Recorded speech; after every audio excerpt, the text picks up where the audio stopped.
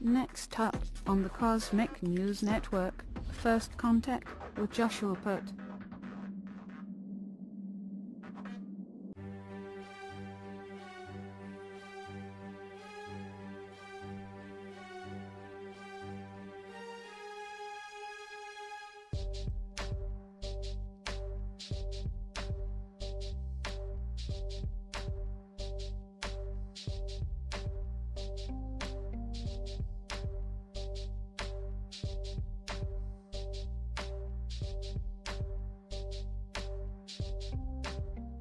Good morning, Earthlings. How you doing today? Welcome to First Contact Radio. Happy Independence Day to all of those here in America. Today is the 4th of July, 2016. Today we have a new moon. Our sun sign is in Cancer. Our moon sign is Cancer. So what are we looking at when we talk about the Cancerian sign? We're talking about this one, the warrior. The warrior puts on the armor to protect itself from all of the emotions that are going around. So both our conscious mind and our unconscious mind are in this area where we need to be dealing with our emotions. So how do we do that? We simply find the protections that we have within ourselves. We're all energy. We simply extend our energetic fields to protect ourselves from anything coming in energetically, just so that we're not feeling the full effect of that emotions hitting us. And we just imagine this armor of protection around us. It gives us, the opportunity when something happens, we kind of take a few moments just to think about what happened rather than just reacting to it. This is what the charioteer allows us to do, allows us the opportunity to be clear-headed and not rush into something. And we need to do that. We need to allow spirit to flow through. And of course, that's the secret to all of this. You have to let spirit flow through in order to be the charioteer. You can't be the charioteer and ride the chariot and not have spirit flow through. If you do, it doesn't work. Things just go haywire. You go off course. You can't figure things out. There's confusion because you're not protected from what's around energetically. That's the emotional imbalances of the world. Okay, so we really need to look at that as we're going through the course of this day. Don't let our emotional buttons get pushed. We have a number of aspects coming up over the course of this day. We've just recently had a trine between Neptune and Cancer, the moon in Cancer, telling us we need to take a new perspective on things. The moon and the sun were both in a conjunction together, having a conversation. When you're in conjunctions right next to each other, and so they're both challenging each other to look at this emotional world around us and figure out how to deal with it. As we move through the morning, we're going to have some transformation that we're going to go through as we deal and contemplate all that's going on with these emotions that are in the air around us. And then later this afternoon, an opportunity to expand all of that when Jupiter gets into the mix. And then later this evening, Venus is going to bring some imagination into the way that we are dealing with all of these emotions. And then finally, 11:44 p.m., we have Mars is in a nice trine to energize everything that's going on, energize all that we've experienced today, our new perspectives, our expansions, our transformations, so that we can move forward tomorrow with a new idea, a new perspective on everything. The moon phase, as I said, is at a new moon. We're now just 2% of the way there. The new moon actually occurred at 4 a.m. 4 a.m. on the 4th. On the Jewish calendar, today is the month of Sivan. It's the 28th, coming to the end of a month. The daily thought for today is identity. Identity. You need to decide what you are. If you believe you are an angel, prepare for disappointment. If you think of yourself as a beast, you may very well become depressed. Best to know that you are human. Stay away from situations you can't handle and face up to the mess when you fall down. That's even higher than the angels. And over at space weather, the solar wind's currently at 415.5 kilometers per second.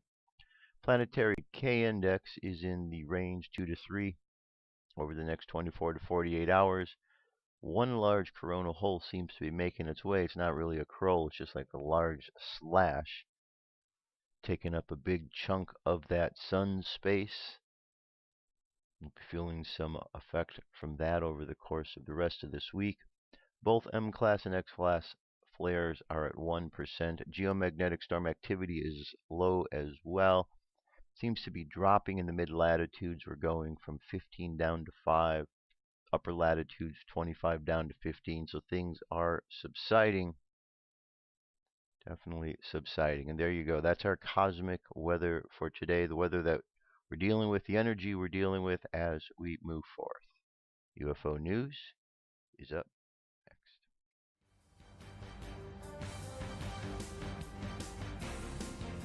This is the UFO News with Joshua Poet. All right, Dirk. Thank you very much. So for today's UFO report, I thought I'd focus on the Founding Fathers in America. It's the theme for today, as I do every year on this particular day. This first article here, it's called Extraterrestrials and the Founding Fathers. How are they connected? In many, many more ways than I could have ever imagined. Just prior to the Revolutionary War, a club of industrialists, natural philosophers, and intellectuals would meet once a month during the full moon. They called themselves the Lunar Society. Upon meeting, they would discuss new scientific ideas, life on other planets, and how they could create a United States that would be different from other countries. Members included Benjamin Franklin, Thomas Jefferson. July 4, 1776, the colonies formerly severed ties with England. The men behind the movement were the Founding Fathers. In other words, the Declaration of Independence. They had risked their lives, their fortunes, and their sacred honor on an idea. These men now look to create not only a new nation, but a new world. Unlike the monarchies of Europe and Asia, the new American government would be based on the ancient philosophies of Greece and Rome. During these times, horse-drawn travel was slow. This provided for ample reading time and was spent on many ancient Greek classics. Subsequently, how did they go about founding the United States? They did so by using principles of the ancient world, having a bunch of men, geniuses in their own right, at all levels gather together at one time trying to come up with a new experiment for humanity. The ancient Romans used the term fortuna, meaning when the gods conspire on your behalf. After the war, July 16, 1790, plans were announced for a national capital. This would be built along the banks of the Potomac River, named after George Washington, the nation's first president. It would be designed to resemble classic Greco-Roman architecture. But why? What was the reason behind the Founding Fathers' near obsession with the ancient world? In the 4th and 5th century BC, there was a very active debate in regards to extraterrestrial life and the plurality of worlds. The definition of plurality is the fact of being numerous. For our Founding Fathers, this idea was well known as one of the cornerstones of ancient philosophy. The popularity of this idea grew tremendously in the 18th century, also known as the Age of Enlightenment. Enlightenment was basically a social movement aiming to look at the universe in a more rational way. At the end of this period, the idea of life on other worlds is very widespread. It is said that the idea shows up at least 50% of the writings by scientists, political theorists, philosophers, and literary people of the time. One of the most prominent astronomers of all time, William Herschel, was no different. In his mind, life existed on other planets. But this is the same guy who discovered Uranus, as well as a few moons of Jupiter and Saturn. He also built hundreds of telescopes, including the largest of the day. This was a 40-foot reflecting telescope, an enormous instrument anywhere in the world at that time. He was a human that now had the ability to see the amazing wonders that lie in the universe overhead. In today's world, we can visit NASA's website and view amazing images provided by the Hubble telescope. But imagine seeing such mind-blowing sights 100 plus years ago. Herschel was instrumental in furthering the debate of extraterrestrial life, but perhaps the most influential of all was Benjamin Franklin. Benjamin Franklin, known to some as the first American, was an author, a printer, a scientist, an inventor, a politician, and a statesman. For Benjamin Franklin, a profound thinker and an intellectual, belief in extraterrestrial life was part of a scientific view of the world. Seeking a way to share his views, he wrote his own book called Poor Richard's Almanac. He suggests in this writing that other planets are indeed habitable and other beings are present there. Interestingly, he presents this information almost as if it were a fact. There were no questions if life existed elsewhere. In his mind, life did exist elsewhere. In 1728, he wrote, "For I believe that man is not the most perfect being, but one, rather there are many degrees of being his inferiors, so there are many degrees of being superior to him." Think about that. The ancient philosophers were not only the only influence on the founding fathers' idea of extraterrestrial life. The Native Americans they encountered not only shared the belief that life exists throughout the universe, but even believed that they were the descendants of extraterrestrials. Benjamin Franklin found himself deeply interested in the star legends of the Native Americans, as well as the legends of the Iroquois Confederacy. From 1730 to 1760, Franklin published his Indian treatise, in which he frequently describes explanations of the native culture. One of his best-selling pamphlets chronicled the Iroquois creation story of the Sky Woman. The story describes how, before the earth became what it is today, there were beings similar to us living on the earth. One day the young Sky Woman becomes pregnant and later descends into the world below, giving birth to the human race. Okay, there's more to this, but there you go, a little bit of extraterrestrials and the founding fathers. And here's another one. Here we have a video for you to watch, but this is about this image of George Washington and what is believed to be a UFO in there, as we see here, the closer up images of it. Okay, we could see what they're looking at. The object, something right here. So if we're looking to see where it is, it's right here. Okay, and as I said, you can watch this video, which breaks it down a little bit more. I'm going to leave the link available for you to check that out. In the meantime, I am going to continue on. I'll be right back. Stay tuned. What if our government was responsible for some of the greatest crimes against this nation? Would you really want to know? These are big questions, but these questions deserve answers. It's time to demand the truth. People should not be afraid of their governments. Governments should be afraid of them. 9/11 was an inside job. Kennedy was killed by the CIA. Jimmy Carter saw UFO.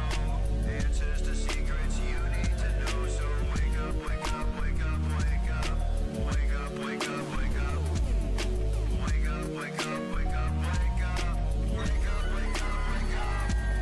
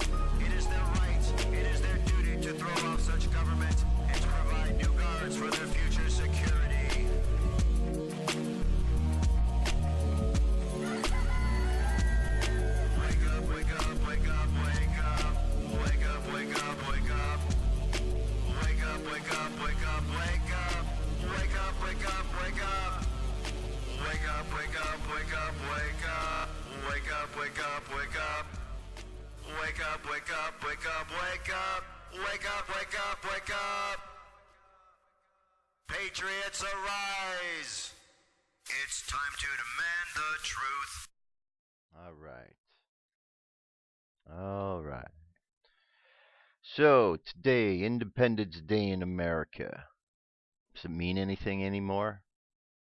Used to mean something, but over the years we've been beaten down and we've been beaten down.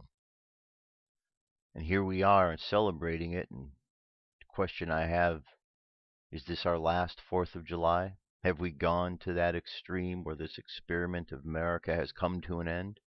It certainly seems like it when we see all the nonsense that's taking place out there in the world today, out here in America. When we see people from other countries burning American flags, when we see American laws being overturned, when we see Americans being imprisoned or told they can't fly flags or losing the freedoms that they should have, or veterans being ignored, we find that we are in a country that is in a dire situation, because all of the freedoms and the things that we hold dear are being pulled away from us. Barack Hussein Obama went into office and said he was going to fundamentally change America. And that's exactly what he's done. He's changed the fundamentals of what we believe in as a country, changed the fundamentals of what the founding fathers set up for us. And so now we are at the precipice of a decision. Are we going to continue on with this experiment, or are we going to decide that America's overdone and we're going to move on to something else? Something else that seems to be ready to take place of all of this is socialism and then communism. Two systems that we don't know have never worked. Two systems that only bring tyranny upon the people. And yet these are what is being pushed for out there by the youth of America these days. Not only the youth, but the liberal-minded side of America. Well, on the conservative side, we have a lot of confusion about what's going on, and even there, the infighting that is taking place. You see, all of this stems from the slavery that has been imposed upon America, and I'm not talking about the slavery that occurred 150 years ago that ended with the Emancipation Proclamation. I'm talking the slavery of America that took place when the Federal Reserve System was put in place in 1913. I'm talking about the slavery of the American system and the American people when the IRS system was put in place, or when the Council on Foreign Relations took control of the media in 1921, and how over the years the information the United States has received has been propagandized over and over and over again. And though there have been many patriots over the years who have stood up to these challenges, stood up to these, corruption has continued to creep into our system of government that we know today, to the point where we hardly even recognize it. To the point where we hardly even recognize it. And so now we need to ask ourselves, are we going to continue on with this oppression? Because it seems to have boiled to a point where people are ready to go out and do something about it. Because I'm telling you, if we don't do something about it now, we're going to lose this. And the young people of these days, they may not understand what America's about, because they unfortunately have been through a school system that's indoctrinated them into many anti-American values. But America is something that we shouldn't lose. So let's make this a day to remember why we are here. Were you born here? Did you come here as an immigrant? And if you came here as an immigrant and you wanted to assimilate into the system and you went through the process of becoming legal, obviously it was very important to you. So you too see the value of this country. All of those who are coming to America now are coming to America because they want to escape something that they don't like about their countries. So it's ludicrous when they get here for them to then want to turn this country back into the thing that they were escaping. So this is the mindset. This is what we need to be aware of. And we as Americans need to understand what this day is about. We need to understand why we love this country, and that all of us, as diverse as we are, make up this land, this great land of America that so many from the rest of the world want to try to make its way to, because they know what this country's about. So we need to be strong, my friends. We need to be vigilant. We need to be aware that this is an opportunity we have before us. And we do not want to lose this opportunity. We want to move forward and make it even better. Here's a page from this day in history, July 4th, 1776. In Philadelphia, Pennsylvania, the Continental Congress adopts the Declaration of Independence, which proclaims the independence of the United States of America from Great Britain and its king. The declaration came 442 days after the first volleys of the American Revolution were fired at Lexington and Concord in Massachusetts, and marked an ideological expansion of the conflict that would eventually encourage France's intervention on behalf of the Patriots. The first major American opposition to British policy came in 1765 after Parliament passed the Stamp Act, a taxation measure to raise revenues for the standing British Army in America. Under the banner of no taxation without representation, colonists convened the Stamp Act Congress in October 1765 to vocalize their opposition to the tax.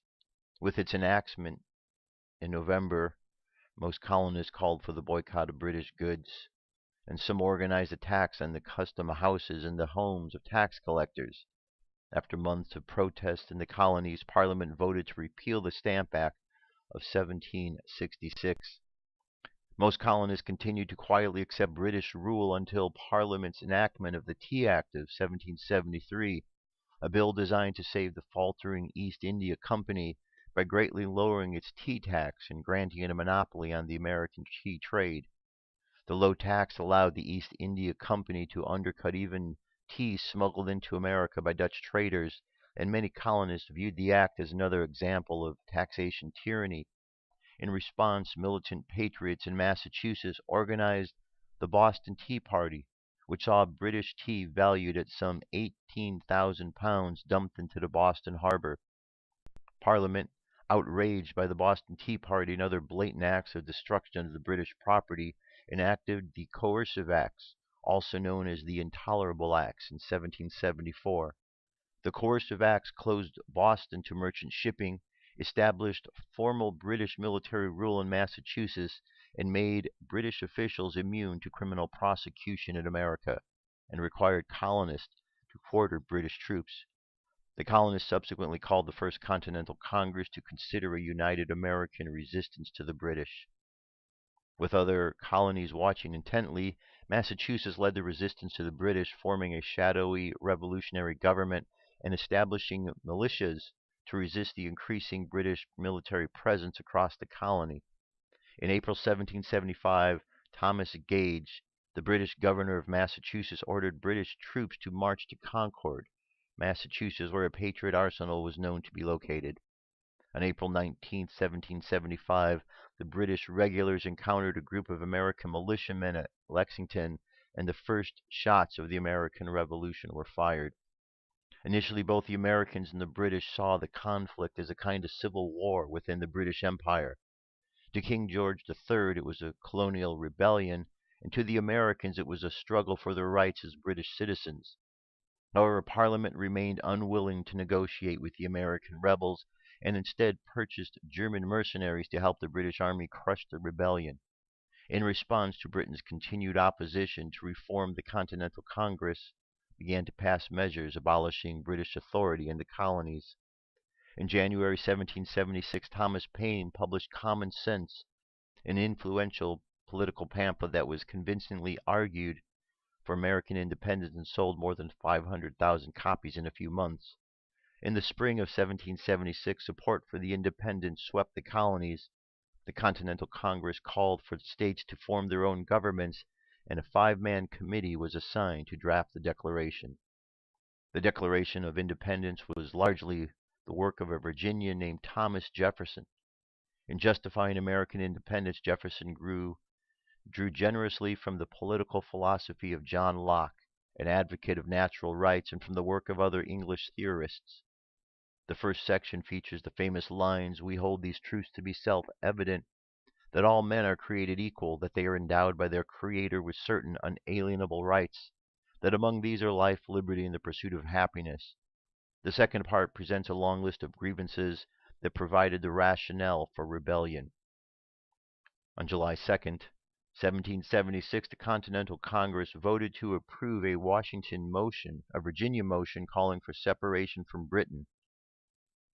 The dramatic words of this resolution were added to the closing of the Declaration of Independence. 2 days later, July 4th, the Declaration was formally adopted by 12 colonies after minor revision. New York approved it on July 19th. On August 2nd, the Declaration was signed. The American War for Independence would last 5 more years, yet to come were the Patriot triumphs at Saratoga, the bitter winter at Valley Forge, the intervention of the French, and the final victory at Yorktown in 1781. In 1783, with the signing of the Treaty of Paris with Britain, the United States formally became a free and independent nation. Okay, so that's the history, our history of this country, our history of how we became. And now Britain is going through a similar thing where they are recognizing the oppressions. So they are pulling away from the European Union because they understand that if they continue to stay there, they'll be strangled. And they're going through quite the battle that we as an American did so long ago. So here we are, fighting all of these oppressions. You know what these are. We have a president who's a Muslim terrorist connected to the Muslim Brotherhood, a White House and an administration that is filled with members of the Muslim Brotherhood, all of whom are sympathetic to Sharia law. We have an administration that is continuing to allow immigrants coming into the country, many of which are trying to escape the persecution and are truly waiting and wanting to get away from that, where there's a small portion which are sneaking in with them that are coming here simply to cause problems. And so we have a challenge because we want to help those who are seeking asylum, while at the same time we want to keep out those wanting to harm our country and the American citizens. So we have some challenges as we deal with the propaganda that's put before us by the television, by the news, by the politicians who are trying to convince us that this diversity is something that we need and that we need to overlook all of the concerns we have because diversity is all that matters. But if we become so diverse, pretty soon we stop becoming the United States of America and we become something else. We're not designed to be something else. We're designed to be the United States of America. Here is the Declaration of Independence, something that I hope we all have a chance to read through today. In Congress, July 4th, 1776, the unanimous declaration of the 13 United States of America. When in the course of human events it becomes necessary for one people to dissolve the political bands which have connected them with another, and to assume among the powers of the earth the separate and equal station to which the laws of nature and of nature's God entitles them, a decent respect to the opinion of mankind requires that they should state the cause which impel them to the separation. We hold these truths to be self-evident, that all men are created equal, that they are endowed by their Creator with certain unalienable rights, that among these are life, liberty, and the pursuit of happiness. That to secure these rights, governments are instituted among men, deriving their just powers from the consent of the governed. That whenever any form of government becomes destructive to these ends, it is the right of the people to alter or abolish it, and to institute a new government, laying its foundation on such principles and organizing its powers in such form as they shall seem most likely to affect their safety and happiness. Prudence indeed will dictate that governments long established should not be changed for light and transient causes, and accordingly all experience hath shown that mankind are more disposed to suffer, while evils are sufferable, than to right themselves by abolishing the forms to which they are accustomed.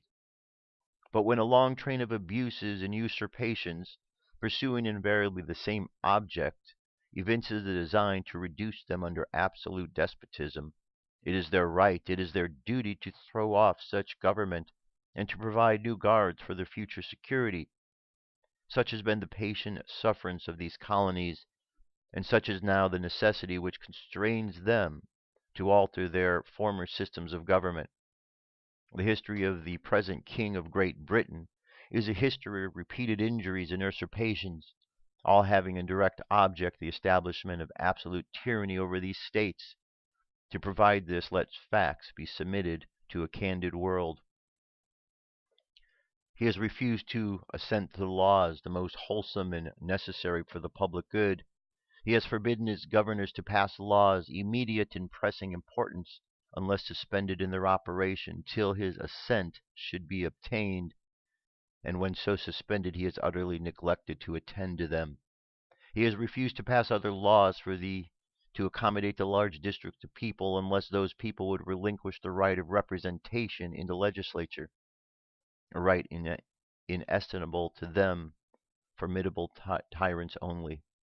He has called together legislative bodies at places unusual, uncomfortable, and distant from the depository of their public records for the sole purpose of fatiguing them into compliance with his measures. He has dissolved representative houses repeatedly for opposing with many firmness his inventions on the rights of the people. He has refused for a long time after such dissolutions to cause them to be elected, whereby the legislative powers, incapable of annihilation, have returned to the people at large for their exercise, the state remaining in the meantime exposed to all the dangers of invasion from without and convulsions within. He has endeavored to prevent the population of these states, for that purpose obstructing the laws for naturalization of foreigners, refusing to pass others to encourage their migration hither, and raising his conditions of the new appropriations of lands. He has obstructed the administration of justice by refusing his assent into laws for establishing judiciary powers. He has made judges dependent on his will alone for the tenure of their offices and the amount of payment of their salaries. He has erected a multitude of new offices, and sent hither swarms of officers to harass our people and to eat out their substance. He has kept among us in times of peace standing armies without the consent of our legislatures. He has affected to render the military independent of and superior to the civil power. He has combined with the others to subject us to the jurisdiction foreign to our Constitution and unacknowledged by our laws, giving his assent to their acts of pretended legislation, for quartering large bodies of armed troops among us, for protecting them by a mock trial from punishment from any murders from which they should commit on the inhabitants of these states, for cutting off trade with all parts of the world, for imposing taxes on us without our consent, for depriving us in many cases the benefits of trial by jury, for transporting us beyond the seas to be tried for pretended offenses, for abolishing the free system of English laws in a neighboring province, establishing therein an arbitrary government and enlarging its boundaries so as to render it at once as an example to fit instrument for introducing the same absolute rule into these colonies, for taking away our charters, abolishing our most valuable laws, and altering fundamentally the forms of our government, for suspending our legislatures and declaring themselves invested with power to legislate for us in all cases whatsoever. He has abdicated government here by declaring us out of his protection and waging war against us. He has plundered our seas, ravaged our coasts, burnt our towns, and destroyed the lives of our people. He is at this time transporting large armies of foreign mercenaries to complete the works of death, desolation, and tyranny already begun, with the circumstances of cruelty and perfidy scarcely paralleled in the most barbarous ages, and totally unworthy the head of the civilized nation. He has constrained our fellow citizens taken captive on the high seas to bear arms against their country, to become the executioners of their friends and brethren, or to fall themselves by their hands.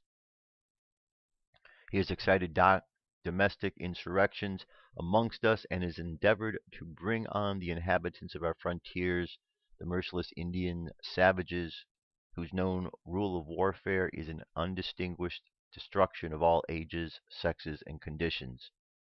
In every stage of these oppressions, we have petitioned for the redress in the most humble terms. Our repeated petitions have been answered only by repeated injury. A prince whose character is thus marked by every act which may define a tyrant is unfit to be the ruler of the free people. Nor have we been wanting in attentions to our British brethren. We have warned them from time to time of attempts by their legislature to extend an unwarrantable jurisdiction over us. We have reminded them of the circumstances of our emigration and settlement here. We have appealed to their native justice and magnanimity, and we have conjured them by the ties of our common kindred, to disavow these usurpations, which would invariably interrupt our connections and correspondence. They too have been deaf to the voice of justice and consanguinity. We must therefore acquiesce to the necessity which denounces our separation, and hold them, as we hold the rest of mankind, enemies of war and peace friends.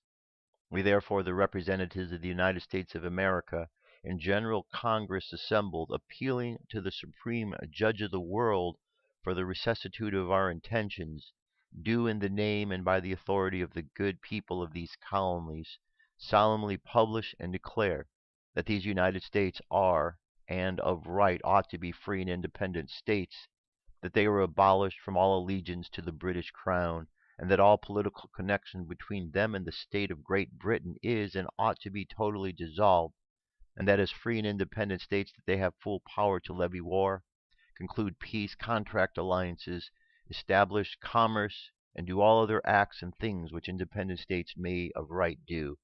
And for the support of the Declaration, with the firm reliance of the protection of divine providence, we mutually pledge to each other our lives, our fortunes, and our sacred honors. As you hear the words of the Declaration of Independence, you could easily substitute the name of Barack Obama in for King George. You could even go back and substitute the name of George Bush in for that, or many of the presidents beforehand, because it's been a continual creep. Until now, every one of these points that is being addressed in here is taking place and being violated. We need to take a stand, my friends. I have right here a video. I'm going to leave this video for you. This is a video that is of the reading of the Declaration of Independence, as I just did. But this is done by George Washington, or rather the actor playing George Washington in this particular case. It's a really awesome piece. I wanted to leave it here so you could check it out. We have Christian quotes of the Founding Fathers. No one can deny that many of the Founding Fathers of the United States of America were men of deep religious convictions based on the Bible and their Christian faith in Jesus Christ. Of the 56 men who signed the Declaration of Independence, nearly half, 24, held seminary or Bible school degrees. These Christian quotes of the Founding Fathers will give you an overview of their strong moral and spiritual convictions, which help form the foundations of our nation and of our government. George Washington, first president. While we are zealously performing the duties of good citizens and soldiers, we certainly ought not be inattentive to the higher duties of religion. To the distinguished character of patriot, it should be our highest glory to add the more distinguished character of Christian. John Adams, second president. Declaration of Independence. Suppose a nation in some distant region should take the Bible for their only law book, and every member should regulate his conduct by the precepts there exhibited. Every member would be obliged in conscience to temperance, frugality, and industry, to justice, kindness, and charity towards his fellow men, and to piety, love, and reverence towards the Almighty God. What a utopia, what a paradise would this religion be. Okay, we have several more Here, John Hancock, resistance to tyranny becomes the Christian and social duty of each individual. Continue steadfast with a proper sense of your dependence on God. Nobly defend these rights which heaven gave and no man ought to take from us. Ben Franklin, here is my creed. I believe in one God, the creator of the universe, that he governs it by his providence, that he ought be worshipped. Okay. So, this nation was founded on very wise principles. Yes, the founding fathers understood there needs to be a separation between church and state, but now we're getting into the discussion of religion. But the discussion of spirituality is beyond the discussion of religion. There's something different. The spirit behind what is in this country, the spirit that the founding fathers understood was that there was a guiding principle, that there was a higher power that was overseeing things. And when we acknowledge that higher power and incorporate it into what we're doing, it allows us to do so with more clarity and much more success. However, in this day and age, every day it seems as if God is removed from the equation. Every day we seem to be overrun with more challenges that are challenging the very independence that we so delicately fought for. And again, I say, we need to stand up, my friends. We need to take our country back, because if we don't, next 4th of July, I don't think we're going to be sitting here having a conversation. I think we're being in a different place. That is, unless, of course, we could change things. Unless we stand back and take our country back from the tyrants who have infiltrated our administration. It's going to be a battle, my friends. Might not be easy, but sometimes these kind of battles are well worth it, despite how challenging they are. One of these battles that I want you to be aware of, and I'm going to leave this for you to be able to listen to on your own, but this is a story of the Star Spangled Banner. You know, we all know the song by Francis Scott Key. It's the national anthem. It's sung at all the sports events and so on. But this story was pretty amazing. You know, Francis Scott Key was a lawyer, and during the time there was the great battle going on between Britain and America. And there was a great battle that was taking place outside of Fort Henry. And Francis Scott Key was given permission to go aboard a ship where there were American prisoners. And he went aboard this ship and he tried to negotiate their freedom, their release. And during the course of the negotiation, he was told that these men could be released in exchange for some of the prisoners that they were holding would also be released. An exchange would be made. But the captain of the ship also told Francis Scott Key that it was really useless because that wasn't going to happen till the next day. Prior to that, they were going to bomb the fort until it was no longer in existence.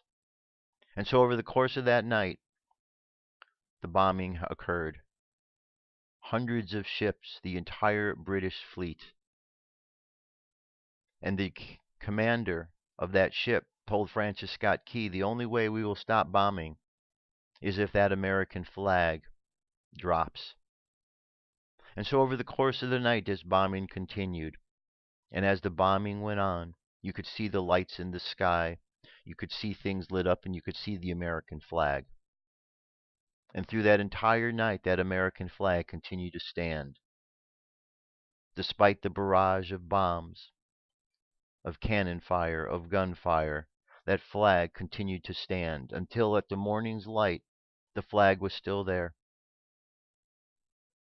And when Francis Scott Key went to inspect how it was possible that that flag was still there, it was because during the course of the night, every time that flag started to fall, other Americans, other patriots would come out there and they would hold that flag up.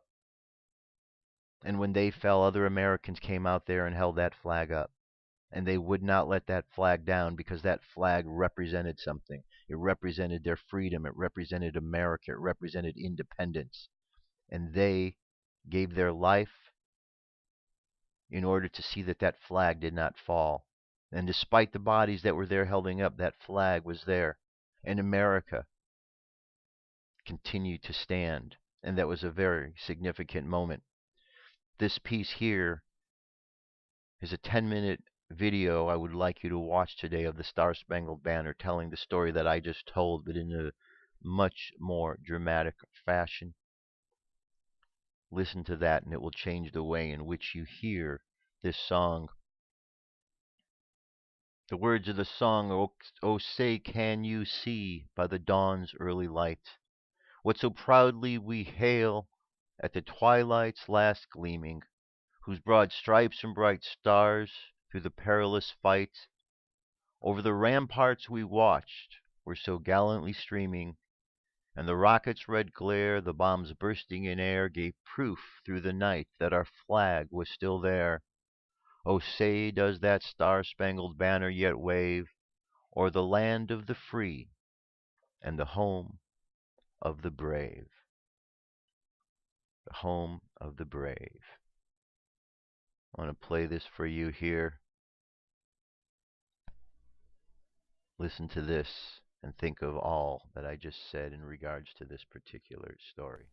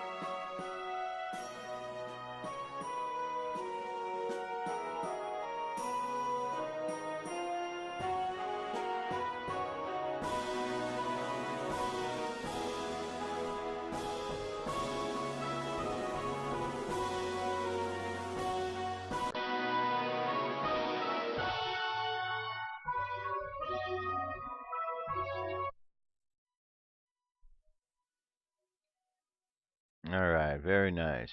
Very nice.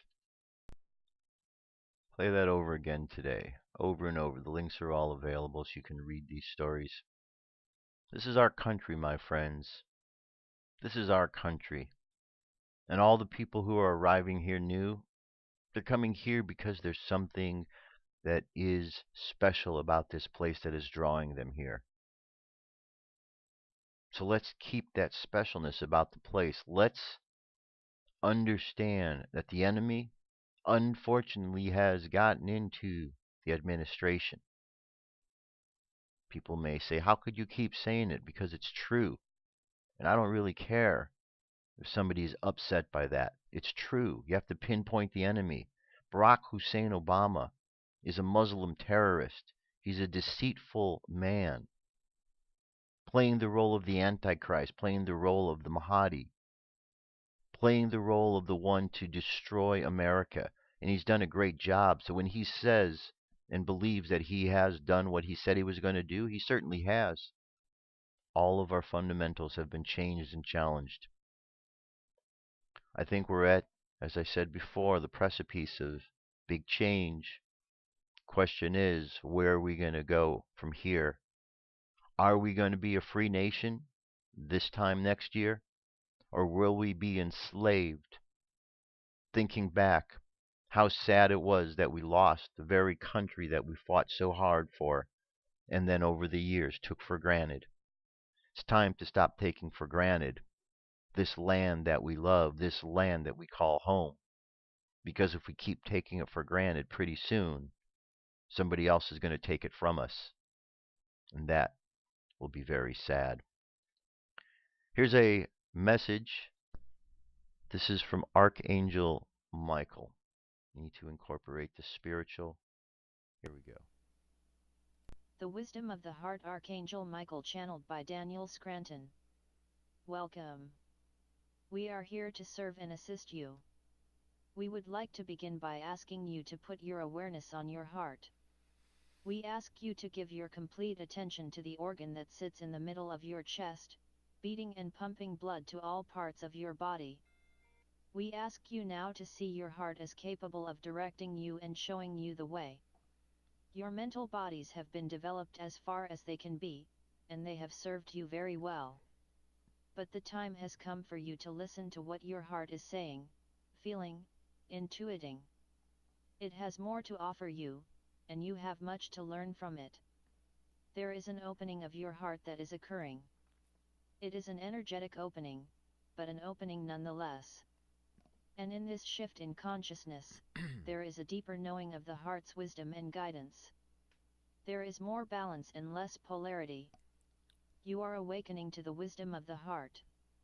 And as you place your attention on it, you activate it, you increase the flow of energy to and from it, and you are capable of living in the present moment, outside of judgment, and with all of your senses heightened. This gives you a brand new experience of reality. The heart-centered experience is the fifth dimensional way, and you are ready to receive all that your hearts have to offer. We are Michael. We are infinite. We are love. All right, very good. Nice message about the heart. Going back to the heart space, and that brings us to our meditation. So close your eyes, take a deep breath, and exhale. Take another deep breath. Exhale again. And another breath. And exhale. Now imagine yourself looking back through history, looking back to the founding of America, 1776, and we see the political challenges going on. We see the men and the women who are going through many challenges as tyranny is imposed upon them. And we feel this spirit of change in the air. And we see these brave men and women of that time step up. Step up with the decision that this country, this land, is special and important, is our home. And so they fought to be free. And as the years go by, that spirit of independence continues to live. And as that spirit of independence grew, so too it grew those who wanted to squash that independence, squash that flame of freedom. And so throughout history we've had this battle of those wanting to express this freedom, this independence, while at the same time there were those who were wanting to suppress this same information. And as we've gotten to the 1900s, the attempts are still the same. The game is just a little bit different because technology has allowed us the opportunity to play new tricks.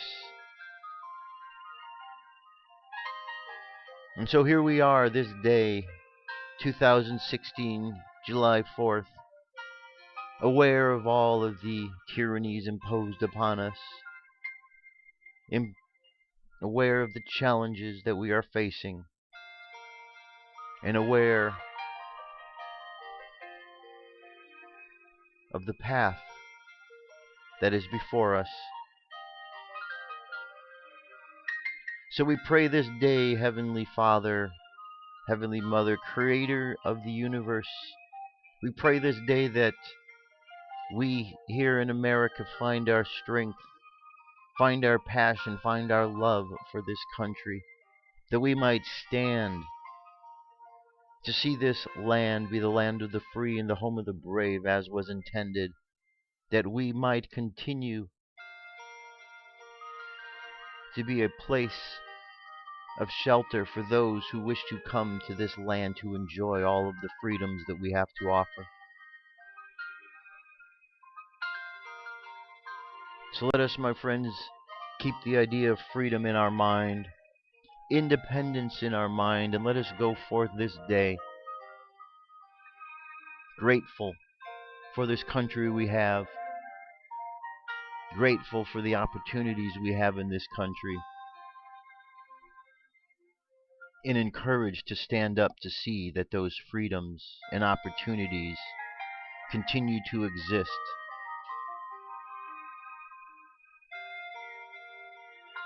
So let the subconscious mind continue on the journey of seeking out the freedoms and the independence, the gratitudes, and let us bring our conscious mind back to the present moment on the count of 3. 3, coming back to the present moment filled with confidence. 2, coming back to the present moment filled with faith. 1, coming back to the present moment happy, healthy, and whole. Happy, healthy, whole. Take another deep breath. Exhale, and open your eyes. That's it, my friends. That's the show for today. It's a big day for us here in America. It's a big day for us. Where are we going to go from here? Are we going to be a country that remains independent? Are we going to be free, or are we going to be overrun by this invasion that is taking place right now? We are a Christian nation. The founding fathers were Christians. We must be aware of this radical Islamic ideology that is spreading to this country. We certainly are aware that not all members of the Muslim and Islamic community are terrorists. The majority of them, probably about 90% of them, simply want peace and to come to a country to have an opportunity to do something that they weren't able to do in their country. But it's not the peaceful ones we're concerned about. It's the 10% that are the radicals. So when you have 100,000 migrants coming here and potentially 10,000 of them, 10%, are radicals, we've got a problem. Because all those 10,000 radicals need to do is separate, and you could put 200 in each of the 50 states. If we're not aware that this is taking place in the same way it happened in the past, then we may have already lost this battle. If we don't quickly come to understand that the terrorists destroying us are doing so from the inside because they've infiltrated our government, we've lost the battle. And if we give up to the liberal-minded ways that want to drive us to socialism and communism, then we've lost the battle. I'm not ready to give up, my friends, and I know that there's a lot of brave patriots in this country that feel exactly the same way. So let's use this day. Let's use this day to appreciate the United States of America. Appreciate all Americans who are here to be part of this dream. Appreciate the gift of this beautiful country given to us by the Creator. And let us simply move forward, continuing on with this experiment by showing the rest of the world what we as Americans can do when we put our minds to changing things for the better. We have it in us, my friends. It's now time for us to step up. We are the ones we've been waiting for. Today's your day. Today's your day to step up, to be the patriot that is inside of you. Your friends, your family, all those who come after you are depending upon you. What are you going to do about that? Do the right thing, my friends. Do the right thing. God bless you, my friends. I love you. Keep loving each other. Keep loving the United States of America. Think about all the great things that we have, and everything will turn out well. That's it. I love you. Keep loving each other, and I will talk to you soon. Peace. I'm out of here.